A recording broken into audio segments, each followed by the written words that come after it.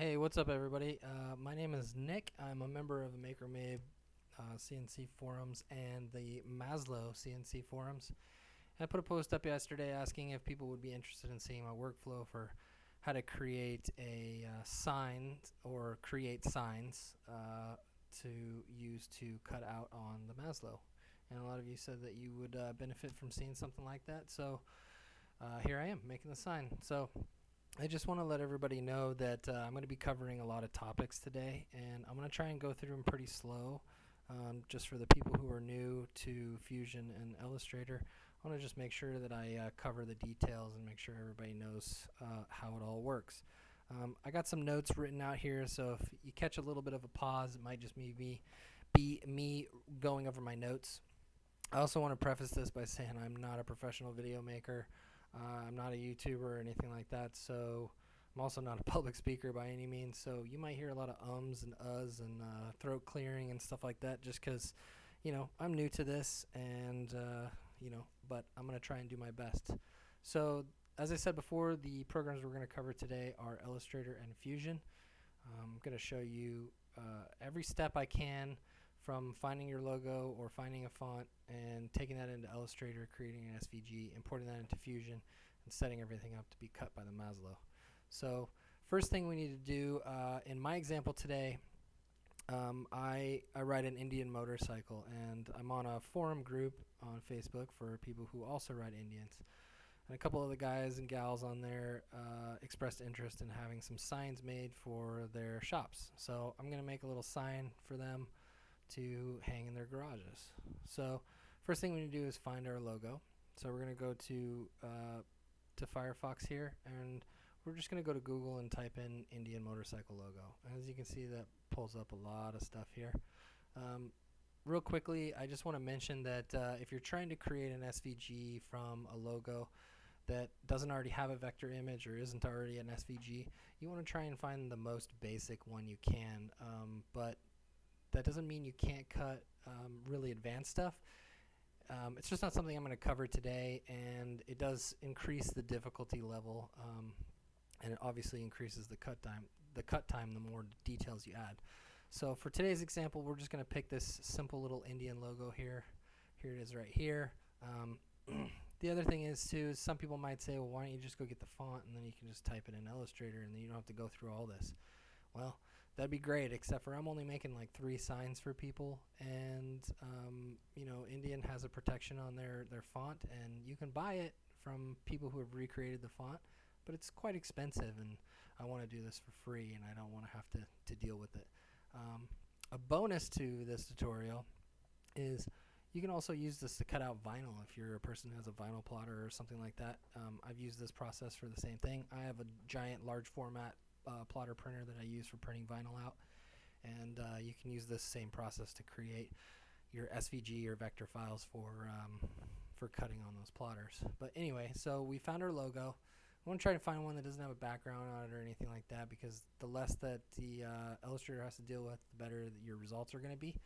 So once you found your logo, you're just going to right click on that and you're going to hit Save As. I'm not going to do it because I already have mine downloaded, but you'll just pick where you want that to be saved, and that's it. Now that you have that saved, we're going to go head on over to Illustrator.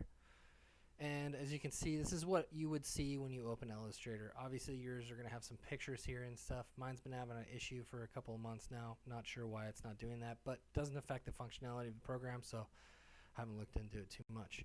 And first thing you need to do is hit File and go to New. And this is going to open up your Document Attributes page. And the next thing you want to do is decide how big you want to make your design or your sign.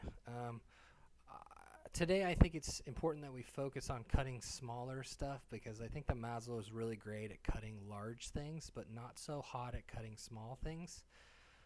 And the reason being is because we're using routers and not spindles, so we're limited to size of bits that we can use.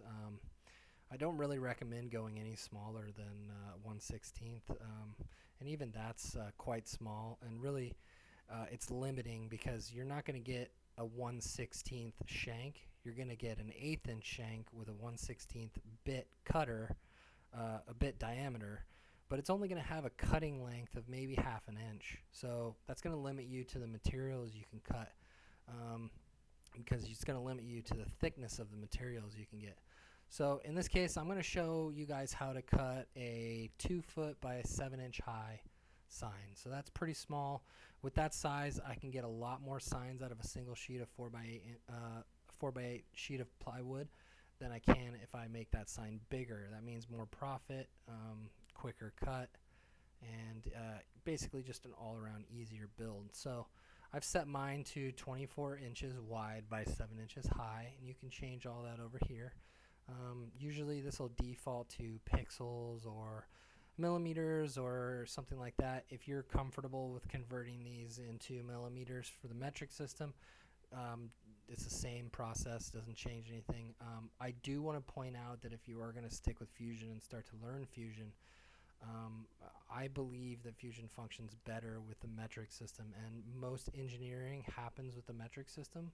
So you do at some point want to get comfortable with changing that and messing around with the metric systems on that.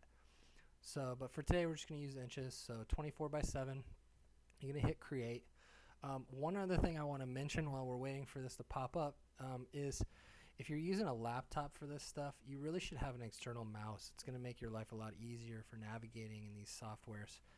Fusion specifically, there's a lot of hotkeys and things that you can use in combination with an external mouse that just don't work great with the touchpad. So if you're planning on sticking with Fusion, I really recommend using a external mouse.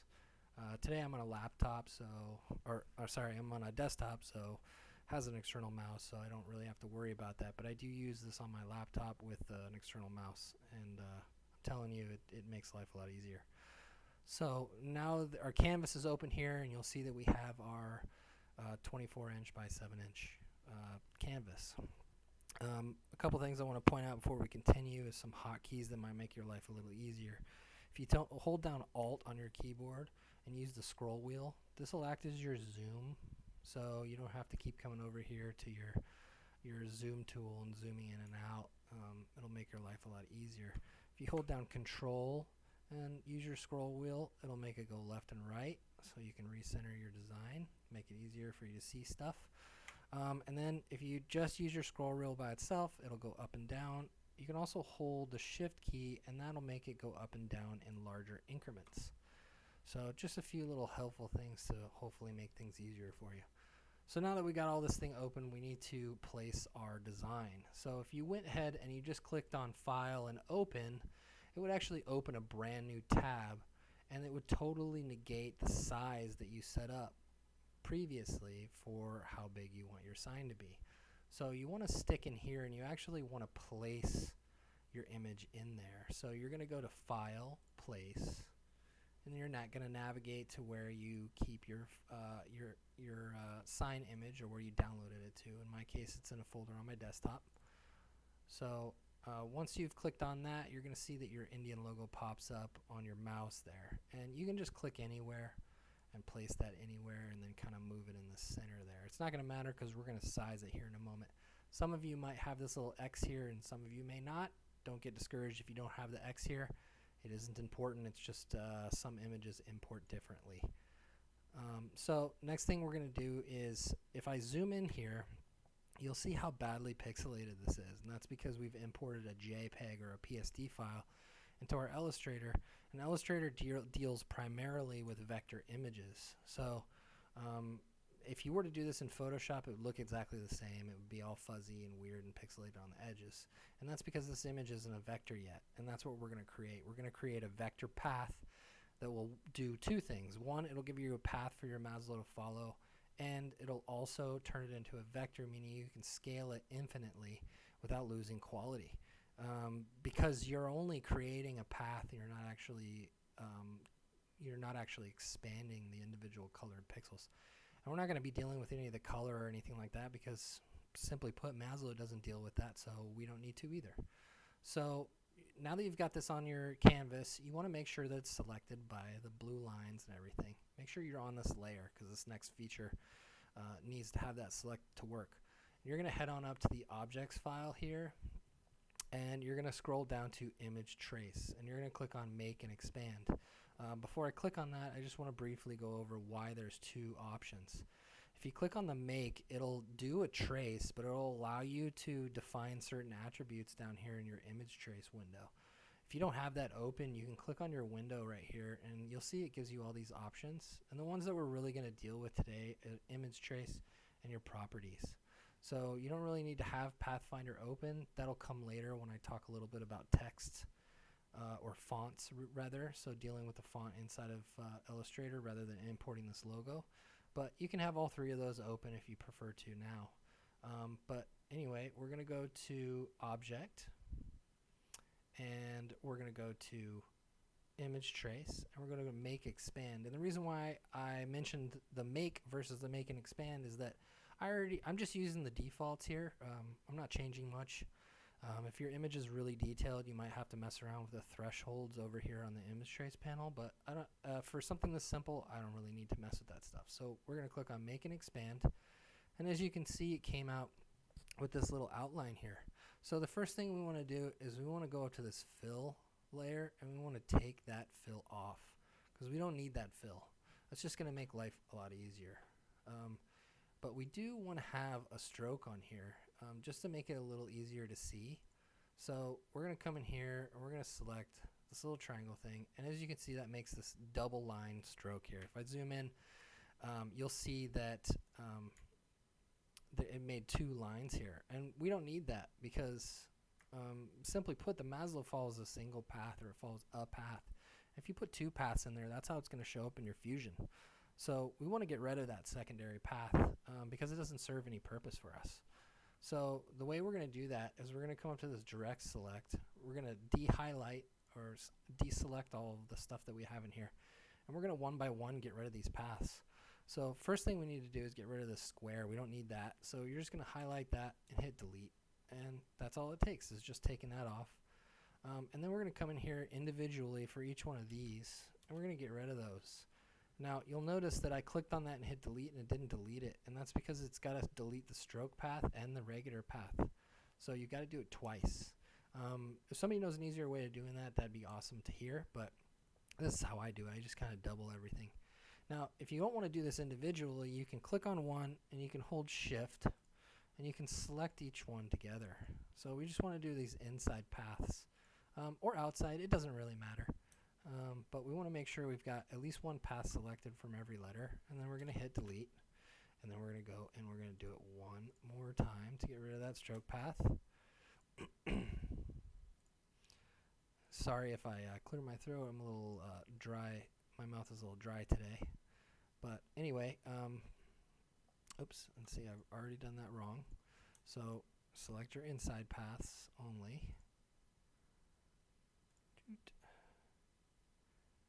And make sure you got them all, and you're going to hit delete. Oops, missed one. There we go.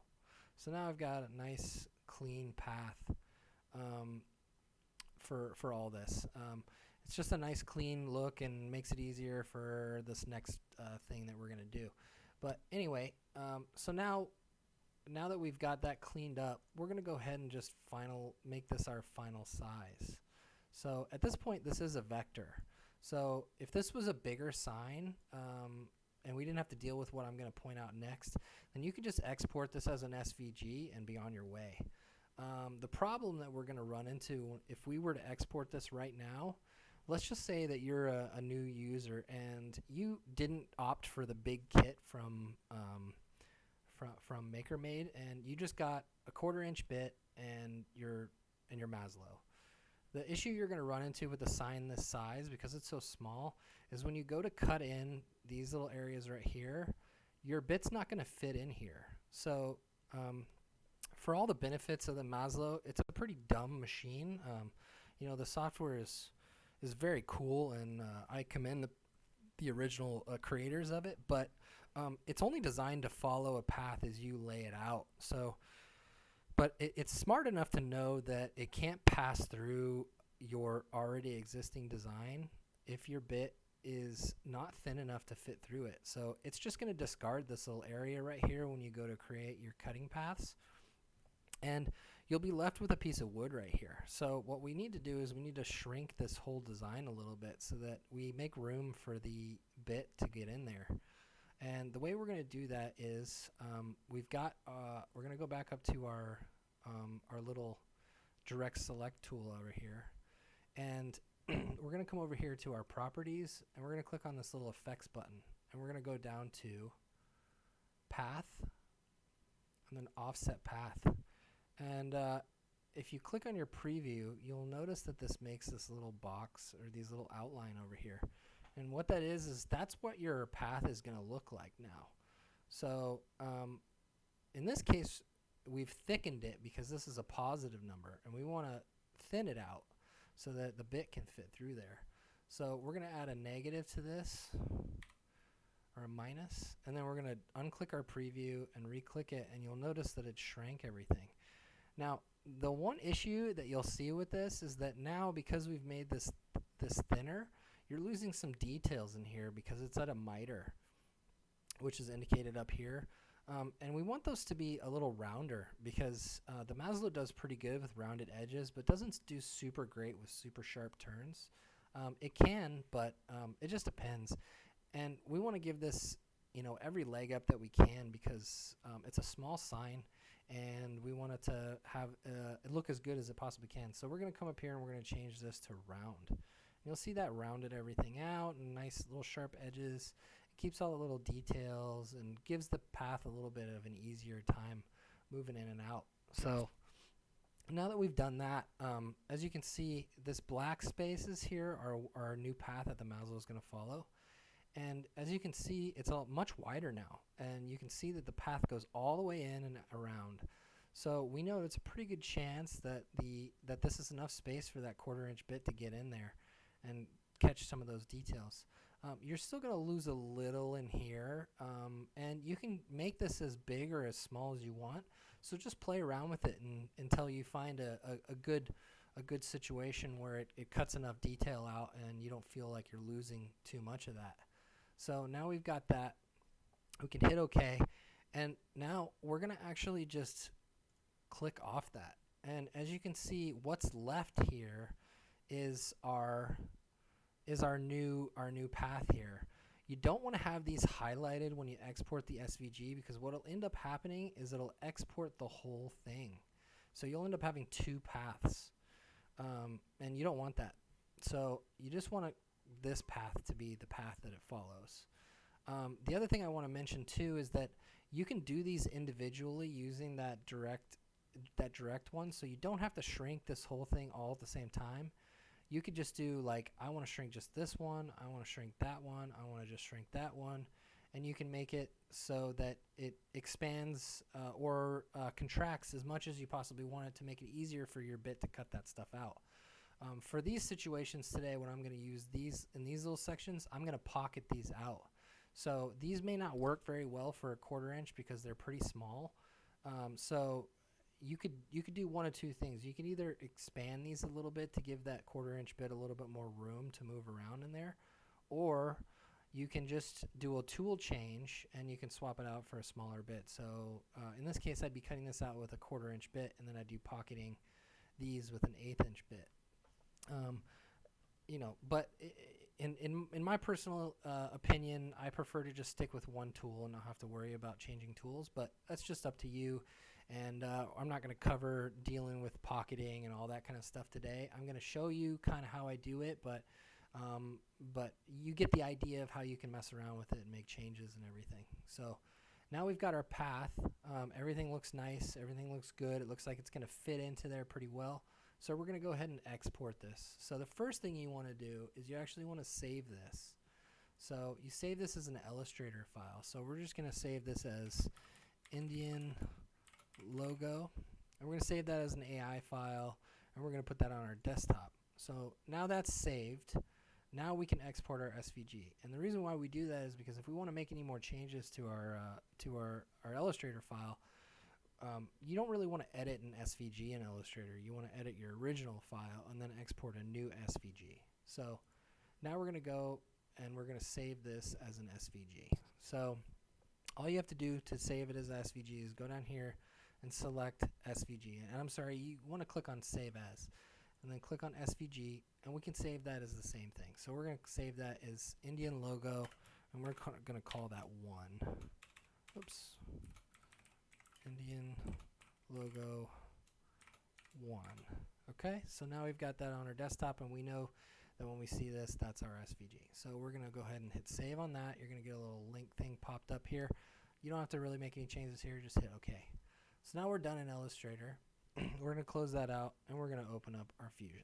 So here you are in Fusion. There's a couple ways you can do this. You can simply just go to Insert and Insert SVG and be done with it. But I don't like to do it that way. I like to do it within a sketch. That way, if I want to manipulate anything inside the sketch, I can do it in the sketch, and it'll manipulate everything else in my little timeline here. So your timeline here is every time you do a new thing. So if you extrude, or if you add a new line, or if you make a new shape, it's all going to add it here. So if you're familiar with like video editing, you can scroll in and out of this, and it'll take you to that particular place where you've done that. So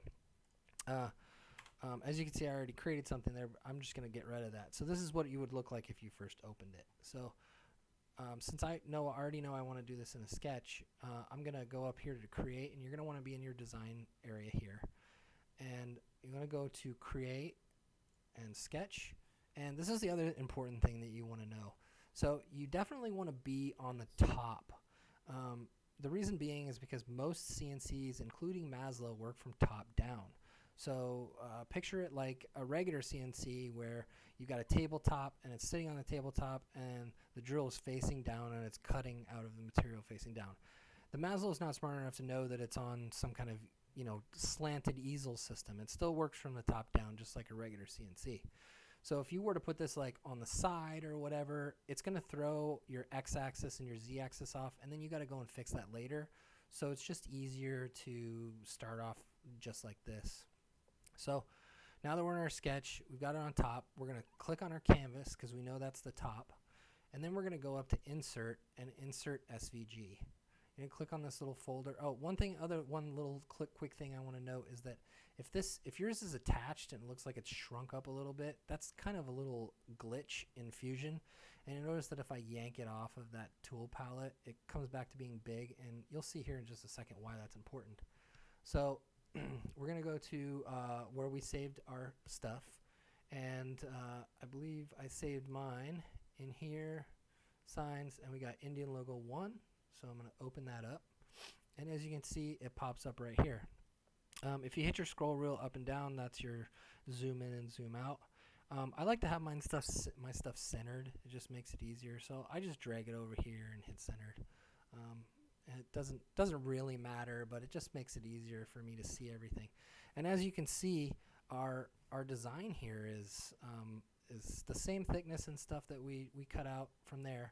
And if I was to import it with the path selected, or if I was to save the SVG with the path selected, you'd notice that there would be another outline here, and that would just make things way more difficult. So now that we've got that, we can go ahead and click OK. The other thing to note that if yours imports backwards, I've had that problem before. You can just mess with these little two horizontal flips and vertical flips right here until you get the sign facing the right direction. So now we've got that. We're just going to go ahead and hit OK. And now it's going to create that sketch, and you'll see that now we have this. And we can click on these, and all the paths are nice and closed. And that's due to that round offset that we put on there instead of using the miter. If we would have put the miter on here, some of these paths may have been open still, and then you would have had to individually come in here and close those paths, and that becomes really tedious and adds to your labor costs if you're doing this all the time. But now that we've got this imported, we can hit Finish Sketch, and that should take us back to our normal design stuff. And now we're going to extrude this for the thickness of material that you plan on cutting out. So in my case, I'm going to cut these out of 3/4 inch ply on birch plywood. So the one thing I want to mention right now is the importance of using a caliper when you measure your thickness of your material, because not every 3/4 inch or ½ inch or whatever material is going to be exactly 19.1 or exactly 19 or exactly 18 millimeter. And it's important that Maslow knows how deep and Fusion knows how deep you need to go to get through the material completely. So in my case, I'm going to do 3/4 inch. I know that my material is 19 millimeters thick. So I'm going to highlight these sections. Don't worry about these sections. Highlight those. You'll see these are different color. And highlight this one by holding shift. I'll select that as well. And then select that one as well. And then I'm going to come up here to the extrude and click on that. And I'm just going to type in 19 millimeters. And this millimeters by default. You don't need to mess with anything else. You just hit OK. And it'll turn colors.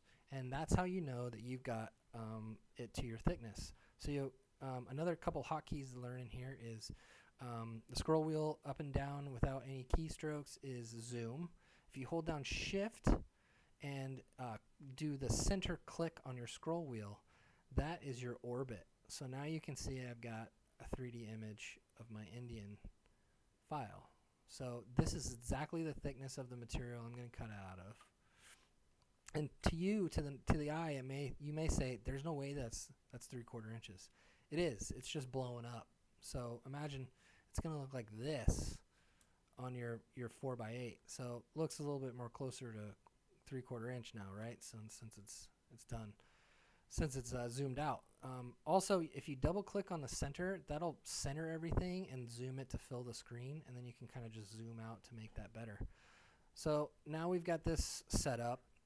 It's time to go set it up for the cut. So I like to make sure everything's nice and straight, make sure I'm on my top, all that good stuff. We're going to come over here to the design tab and we're going to go down to manufacturing. So now we're in the manufacturing area, and some people will say that you can just move on to selecting your cuts now, but I really like to do a setup to make sure that the Maslow knows exactly what I want cut out and to avoid any other areas that I don't want cut out. So we're going to go to setup, new setup. And there's really not much to mess with here. Really what you want to verify is you want to verify that your z-axis is pointing up, your y-axis is pointing up, and your x-axis is pointing right. So, well, I'm sorry, your z-axis is pointing towards you, and the y-axis is pointing up to the top of the material. So as you can see, here is a good way to do that. If you didn't select this to be on the top here, up in this corner here, these would be thrown off, and then you'd have to come in here and change your box points and all that stuff. So that's why it's important to have it on your top canvas. So I'm going to go ahead and center everything here, make sure it's all good. And then there's really not much more in here that you want to mess with, except for this third tab here. You can come into here where it says post-process, and we're just going to give it a name. So we're just going to call this Indian sign 1.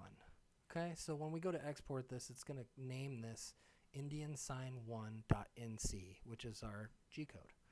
So now we're done here. We can hit OK. Oh, apologies. We got to, forgot we had to select this. So let's go ahead and do that.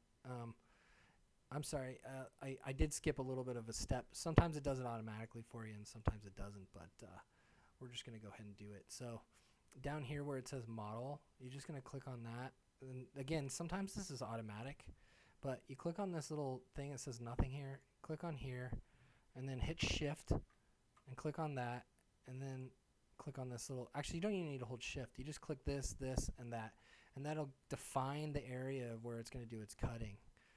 And then, you know, you just want to go in here and make sure nothing has changed, and that's it. So you're done with your setup. Now you've got this box that only goes around what you're going to cut. All right, so imagine this being your material and this being what it's going to cut out. So let's just recenter everything. Now we're going to go to our second to last step. We're going to start creating our cuts. So first cut we're going to do is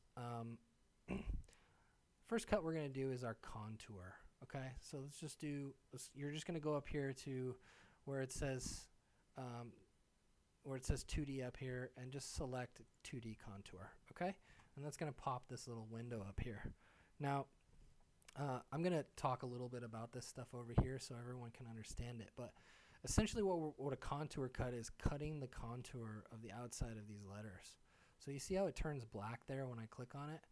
So it's very important that when you come in to click on these things, that you're paying attention to the order of which you're clicking on these, because that's the order of which the Maslow is going to cut them. If I came over here and clicked this, and then I came over and clicked this, and I came over and clicked this, then the Maslow is going to start cutting here, and then it's going to go over to here, and then it's going to go back over here. And you don't want that. That's something called traveling salesman, and that's kind of a CNC term that sort of, basically says that it's just going to move on all these random places, and it's going to add to your cut time. And so you want to be as efficient with your selections as you can, so that it makes sense for this to cut it.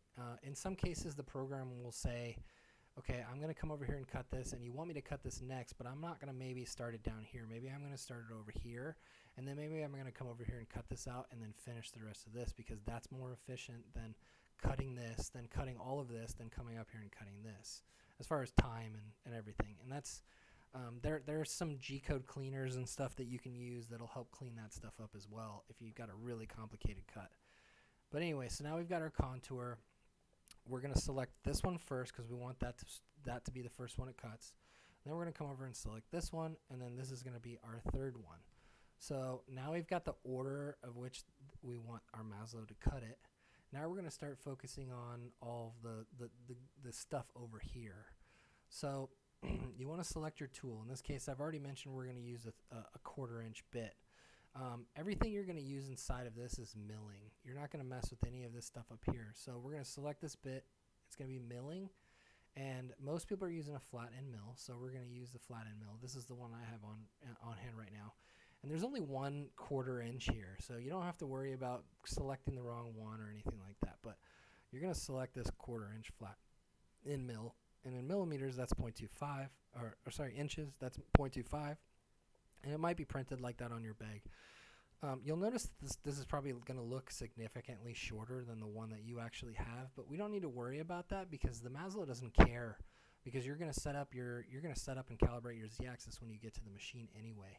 So don't worry about how long this is or anything like that. But most of these are going to be pretty close to what you're going to get with the one that you buy. So now that we've got our tool selected, you're just going to hit select. And you'll notice that this little spindle holder showed up. And that's what we want. We want that little spindle holder. And this represents a 1/4 inch bit. So now we're going to change all of our attributes here. So as far as all these little things are concerned right here, the spindle speed, it's all controlled by rigid. Surface speed doesn't matter. Ramp speed, none of this stuff really matters, because the Maslow is going to cut at the speed it can handle. So the Maslow is going to override a lot of these settings. So really the biggest thing that we want to and we're not going to do a lead in, we're not going to do a lead out, so we don't need to worry about any of that stuff. We're just going to worry about our cutting feed rate. 2,526 is probably a lot. So we're gonna that's a little fast for the machine to handle. So we're gonna change that to 508. And this might be a little slow for some people, but don't worry about it. You can play around with these things, and you can figure them out on your own. Oh shoot, my mistake. Sorry. If you do that by accident, it's gonna try and create this. It's not gonna do very well because we haven't gone through all that stuff. But you don't really want to hit OK at that point. I hit enter on accident, yeah. So let's just reopen this. We've already reopened it. Oops, sorry. I opened setup here. So we're going to go down to our contour. We're going to double click on the little icon here to reopen it if you did accidentally hit that. So now we've got our tool selected. We've changed this to 508 millimeters. And we're going to disable our coolant because the Maslow doesn't have any coolant.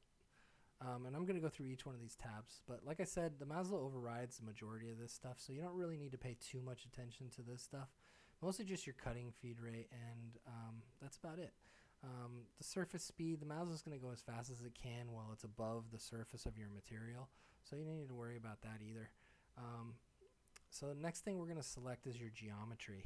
So we already, in the first step, we already selected which one of these we wanted to cut in what order. And this is where you would kind of do that, but it doesn't matter when you select it. So we just happen to do that first. So it's already got these set up for us. And you can see right here it's got the contours selected, and it's gonna cut 3 of those. So 3 different contours. The one thing we do want to mess with though is tabs. I have mine set up to default at points, but yours might say by distance. I hate by distance because it doesn't allow for a very easy setup. So I just like to have mine at points. And then what you're going to do is you want to make sure that your tab width and your tab height fit, you know, what you're trying to cut out. So you have to remember that it looks big on the screen, but it's quite small. So you just got to make sure that you know that you've got to add, you know, tabs in a couple of places here, because this is a small little design and you don't want this stuff to break loose and ruin it. So we're going to go ahead and select this little tab position here, make sure that's highlighted, and then we're going to go along here and add some tabs. So you'll notice that because of the design that we used, it's got these little lines on the side here, and those are the only place that you can put tabs right now. There's a way to fix that, but to be honest, I've only experienced the problem on this particular logo, and it didn't really make much of a difference, so it doesn't really matter. But at the moment, I've got my tab width at 6 millimeters and tab height at 2 millimeters. Now, you might think to yourself, wow, that's a really tall tab, but you keep in mind that we're going to send the bit a little bit past where the end of the material is. So when you set these tabs, it's just assuming the bottom of where you set your material, which we're going to go through on this next tab here. So if this is, let's say 0.5 millimeters or a millimeter under where this is, I like to make it a half a millimeter to a millimeter deeper than the thickness of the material, so that you get a nice clean cut and you don't have to do as much finish sanding. But that's what the height at which it's going to put your tabs. So half your tab's going to be under where you're not going to have any material. So you have to make it high enough so that it can get into your material and not break loose. And you don't want to make it so thin that you can breathe on it and it'll just snap loose. So as you can see, if I look at it right there, you see how some of that is going past where the material is? So that's the problem. We need to make the tab high enough. And I've already got mine set to my defaults, so I don't need to worry about that so much. So I'm just going to go along and place a couple of tabs. So we're going to put one. And you want to make sure your tab selection it makes sense, because you want to put them where it's going to be easier for you to sand. You don't want to put them like inside a curve here, because you're going to spend a long time sanding those out. So I'm just going to put a couple tabs on this one. I'm going to come through, put a tab here. I'm going to put one right there. And maybe I'll put one on the top here. And we'll put one right here. And you can do as many tabs as you want, but just keep in mind that the more tabs you do, the longer it's going to take to cut the design out. So you want to do the minimum amount of tabs that you can possibly use. So for this one, we know this is going to be a freestanding one. So this one needs to have tabs on both sides so that it doesn't break loose. We need to have one more tab here. And that should do it. So that's probably enough tabs. Okay, so now we're going to go and we're going to deal with our heights. Now heights are important because heights tell your bit where it's going to retract to, like how high above the material it's going to retract for, you know, when it moves, when the sled moves around. And you don't want it to have to retract really fast because the z-axis is quite slow, so it's going to add to your cut time. So you want to do just the bare safe distance.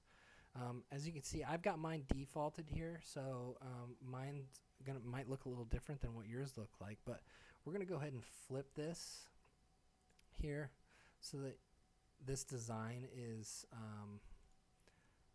on the bottom here, so we can see the side of it. So you see how the side is there? So if you see here, I've got mine set up to stock bottom. A lot of people don't like to do that, but I think it's fine. Set it to stock bottom, and then I've moved it or offset it by negative 0.5 millimeters. So if I zoom in here, you'll see that it comes just past the bottom of my material. So that's what I want. If it goes any deeper, then I'm just cutting air for an extra pass, and that makes no difference. And you're just wasting time. So you just want that to be barely past your material. I give it a little extra space just because the z-axis on the Maslow isn't perfect.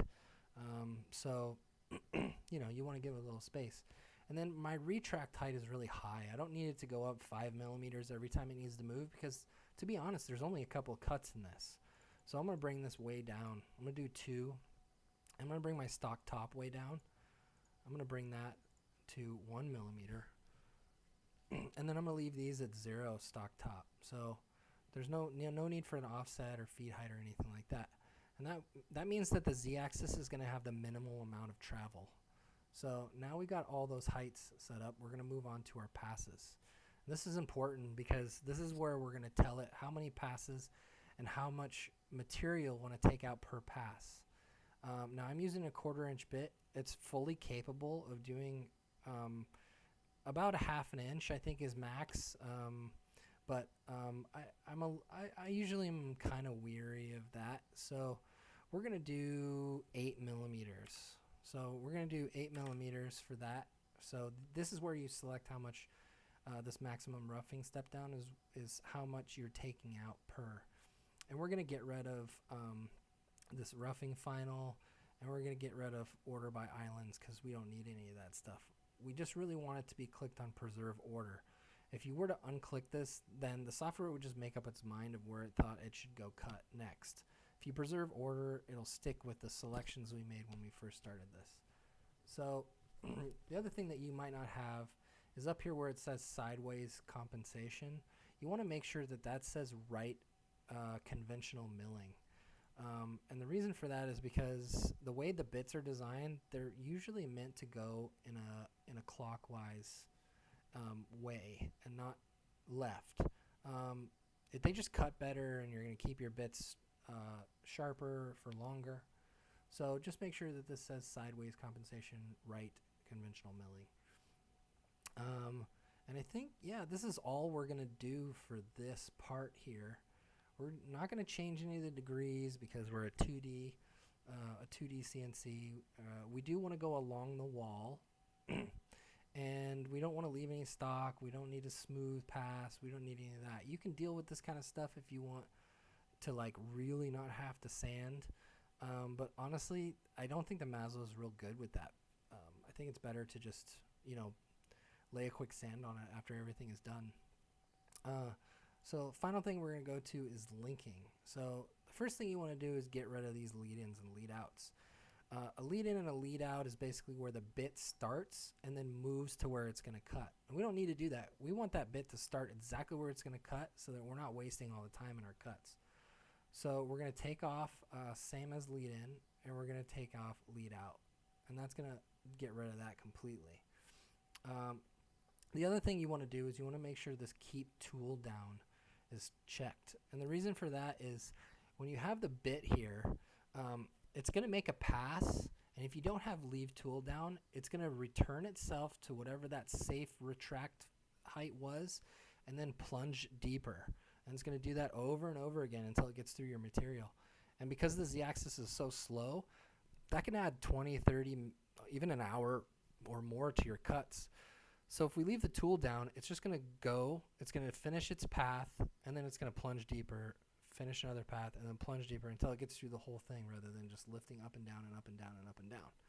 So we're going to leave that all there. And for that, we're pretty much done here. So at this point, we can click OK, and we're going to switch this back to our top view. And you'll see over here that it generated our path here. And you see this blue line? So you see how it can get through all of there and all that stuff. So this stuff would be cut off if that 1/4 inch bit couldn't fit through there. So we did a pretty good job of selecting, of selecting the correct offset here. So that's pretty much it for that portion. If we were to hold our shift button and go there, you could see the different paths. You can see your little tabs and all that kind of stuff. And you can even go one step further and go up to this actions menu here and hit simulate. And what that does is it'll actually simulate what you're going to see when the Maslow starts cutting.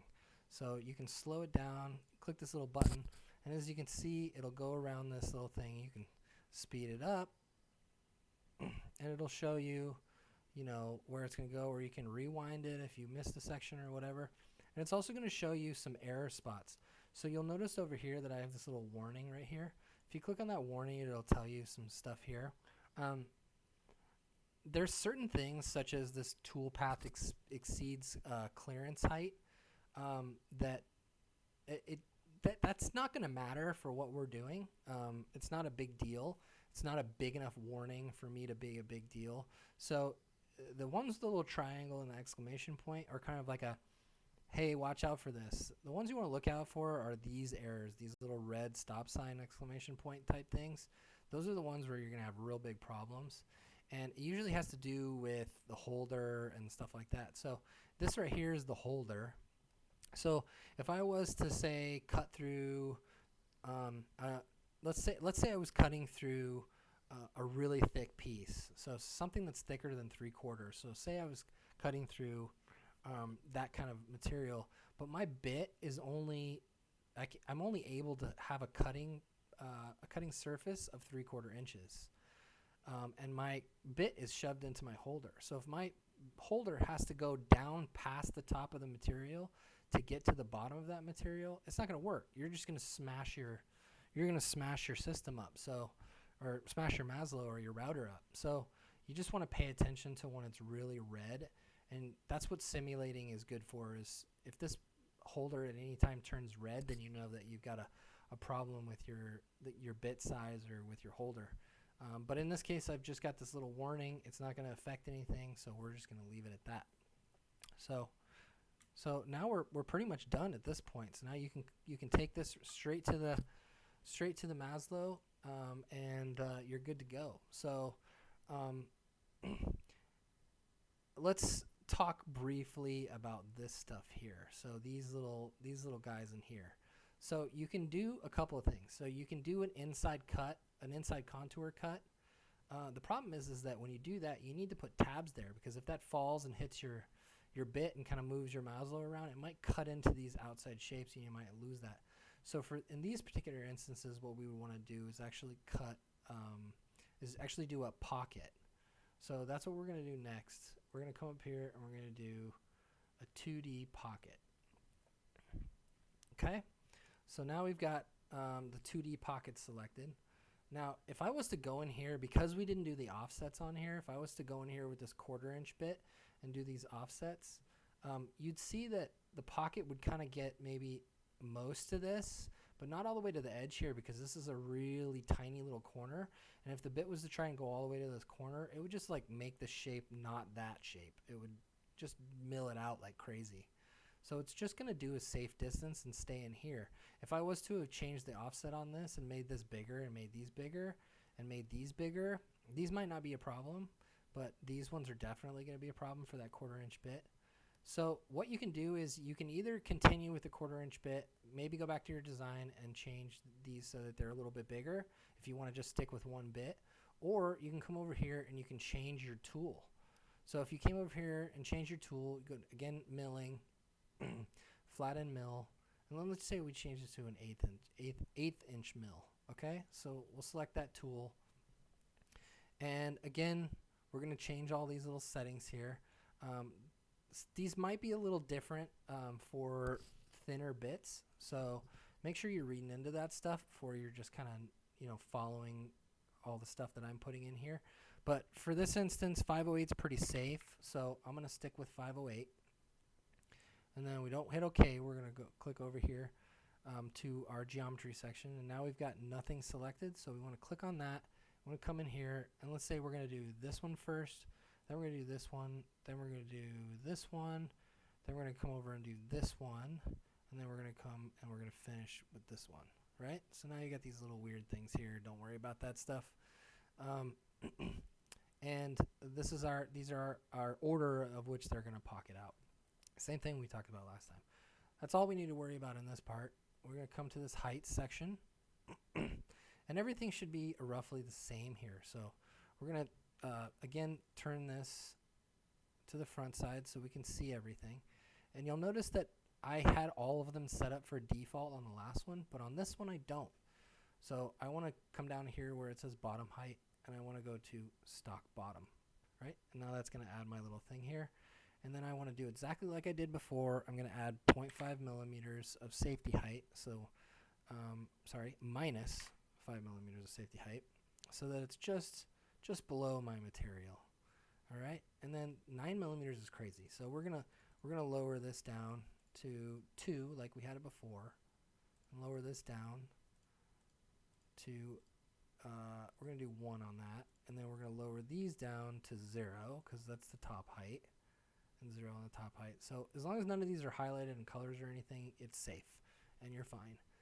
If you feel a little bit better setting these a little higher, it's not going to change anything. It's just going to mean that the cut's going to take a little longer. But if you feel safer doing that, then you should definitely do that. All right, so we got that set up. Let's go to our passes. Same thing as before. We want to make sure that we're cutting the same amount of, or I'm sorry, that we're taking away the same amount of material at the same speed as before. But remember that this is a smaller bit, so we definitely want to make sure that we're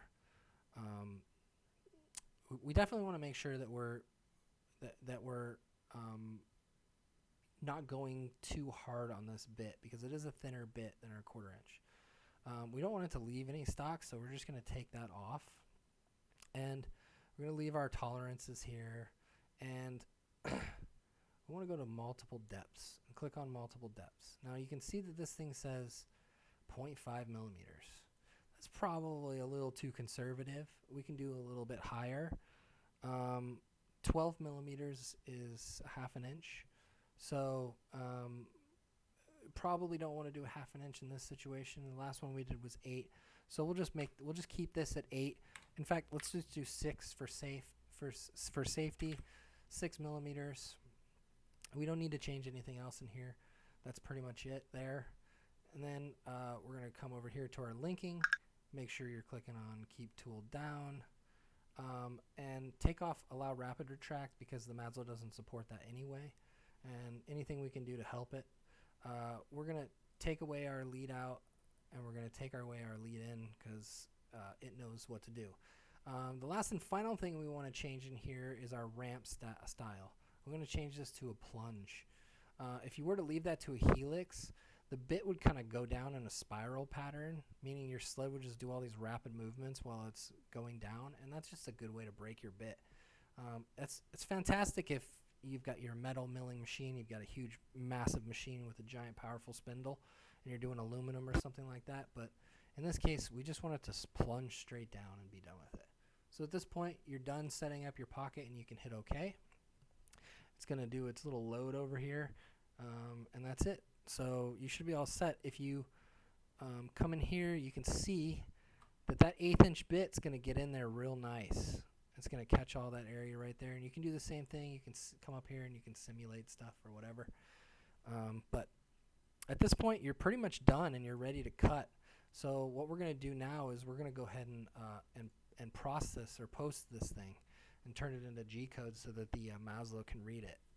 You'll notice I still have a little warning over here too. Like I said before, as long as you don't have any crazy red sections, you're okay.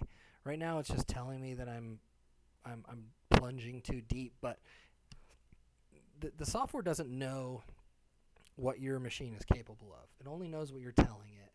So if it thinks that some of the things that you've put in there are conflicting, it's going to give you a warning just to cover its butt. But in reality, it's fine. The machine's going to override most of this stuff, and it's not going to affect you too much. So now what we need to do is we need to make sure that make sure that you don't have all of these selected, and make sure you just have your setup selected or nothing at all. And we're going to come over here and we're going to post-process. Now, I know that some of you have used the Maslow post-processor. I don't have any experience with it, but I know that the Maslow works off Gerbil. So we're going to just use Gerbil today. So you're just going to come to this little thing and make sure that Gerbil is selected. That's just a default G-code language that everything understands. The Maslow was going to understand it perfectly. And if you look over here where we added that naming situation there before, there it is right there, and it's going to pop up. So all you're going to do is click on this little thing right here. Let's just say we want to save that to our desktop. We're going to hit select. Now that's going to show up as our desktop, and all you're going to hit is post. And in my case, it's going to pop up again and ask me where I want to save it, even though I told it where to save it. So we're going to go ahead and save that again there. Indian sign 1 is what that's called. And in my case, it's going to open this little G-code reader. So now it's done. You can take this to the Maslow and you're ready to go. But this is like if you know what you're doing. I don't know why I posted this up, but if you know what you're doing, you can read this stuff. And a lot of times in the olden days, when it came to CNC programmers and CNC engineers, they actually had to know how to read this stuff. So I actually would have had to come through here and say X223. That's means that we're going to move you to X223.055 and to Y6.258. So I had to know exactly where that is. Okay, now we're going to raise it. We're going to raise the Z-axis to a certain height. We're going to change the Z-axis. All this stuff they had to know how to read, but you don't really need to worry about that stuff too much. So if you have this reader pop up, you can just close that. And at this point, if you haven't done so already, and you know you're going to do this, you're going to use this multiple times, now would be a really good time to save this if you haven't done it already. So I'm just going to save this as Indian sign new. And the reason why I'm saving it as new is just because I've already done this a few times. So I'm just going to save this one for future needs. So, and I've already set up a location here. You can do that by clicking this little arrow. You can click on new project, and then if you want that to be, say you have like a signs folder and you're going to do like 50 different signs, you can put this in your signs folder and then just label it Indian sign and, my daughter's name sign or whatever. And then you just hit save. And then it's going to upload it to the system here. For those of you that don't know about Fusion, Fusion does have a free. It's a full functioning copy, but it's for hobbyists or makers. I wouldn't. If you plan on selling a couple of things, you're probably going to be fine. But if you're going to like open an Etsy store and sell 100 or 200 or 300 of these signs, I would certainly not. Do that with the Fusion unless you're going to buy the licensed version, because it says pretty explicitly that to an extent you can't sell or resell the designs that you export from here. I believe there's some gray area or some leeway there, but I think it might possibly be a dollar amount, so anything under $10,000 you can use this free version. But I could be wrong about that, so don't take my word for that. Anyway, this video is going really long, so I'm just going to go ahead and end it there. But I'm going to quickly go over to ground control, and I'm going to show you how our design moves up. Now I'm using ground control. I'm not using web control like some of you may be, or Makerverse, because I'm using a Maslow V1 and it's not compatible with my Maslow yet. But so we're going to open up that folder. I'm going to go to ground control. I'm not sure why mine shows up like this, but it does. I'm going to open ground control. And in a few seconds, that's going to go ahead and open my ground control window. So there it is. Here's a previous thing that I had loaded up there. Anyway, you're just going to go to your actions, go to open folder, and then you're going to go to desktop, Indian sign 1, because that's what we left it at. And you're going to double click on that, and there's your sign. So you can zoom in there, and you'll see your pocket cutouts, and you'll see your outline cutout. And it's just going to go through here and do all that, and then it's going to cut the outside, and then it's going to stop, and it's going to say, hey, this was cut with a 1/4 inch, but these are cut with an 1/8 inch, so you need to do a tool change. So you'll see it pop up over here. It'll say tool change, and it'll pause the cutting. And at that point, you can take turn your spindle off, take it out, put your new bit in, recalibrate your Z-axis, and then move in on all that stuff there. So that's pretty much it. you can use this video as a reference and not as a guide, because you know there are certain things that you can play around with and make it better. You'll see in here, like, some of this stuff isn't going to get cut out perfectly with the pocket, and it's going to leave some area here, and that's just due to the fact that I didn't expand those paths enough. So there's some playing around that you need to do to make sure all this works properly. But this is the simplest idea. Sorry that this video went so long, but as I said before, not a public speaker, and that's about it. But I did create this as a new channel, so I do plan on uploading some videos that aren't quite as long on this channel. So if you do want to subscribe and give me a thumbs up on this video, it will help me out and let me know that you're into the videos, and you'll be updated whenever I release new stuff. So I don't plan on turning this into a full-fledged YouTube channel just yet, but I'm just going to put up stuff I learn and little tips and things for the Maslow, and basically just going to deal with woodworking and CNC stuff. But anyway, thanks for watching, and hope this helped somebody out. All right.